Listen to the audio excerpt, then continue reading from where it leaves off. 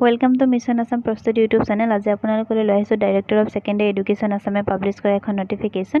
এই নটিফিকেশ্যন অনুসৰি 19 জানুৱাৰীত যোনটো টেটকাম ৰিক্ৰুটমেণ্ট এক্সামিনেশ্যন অনুষ্ঠিত হৈছিল, তাৰে গ্ৰেজুৱেট টিচাৰখিনিৰ কাৰণে অলৰেডি দুটা ফেজত ডকুমেণ্ট ভেৰিফিকেশ্যন হৈ গ'ল। কিন্তু আজি এই নটিফিকেশ্যন অনুসৰি the final list of some of the presently selected candidates, অৰ্থাৎ যোনখন ফাইনেল লিষ্ট হৈছে আৰু ফাইনেল লিষ্টৰ তাৰে কিছুমান প্ৰেজেণ্টলি চিলেক্টেড কেণ্ডিডেটছক গ্ৰেজুৱেট টিচাৰৰ পোষ্টটোৰ কাৰণে তেওঁলোকক পুনৰ ডকুমেণ্ট ভেৰিফিকেশ্যন কৰোৱা হ'ব। এইখিনি যেনেকৈ এডভাৰটাইজমেণ্টত যোনটো এলিজিবিলিটি ক্ৰাইটেৰিয়া আছিলে, সেইমতে তেওঁলোকৰ ডকুমেণ্টছখিনি বা ডিক্লেৰেশ্যনখিনি ফুলফিল হৈছে নে নাই তাৰ ওপৰত চেক কৰোৱা হ'ব।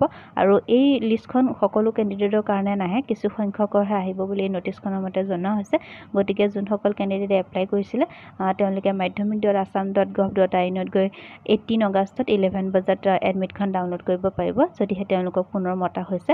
আৰু ভেৰিফিকেশ্যন 21 আগষ্টৰ পৰা হ'ব। Thank U.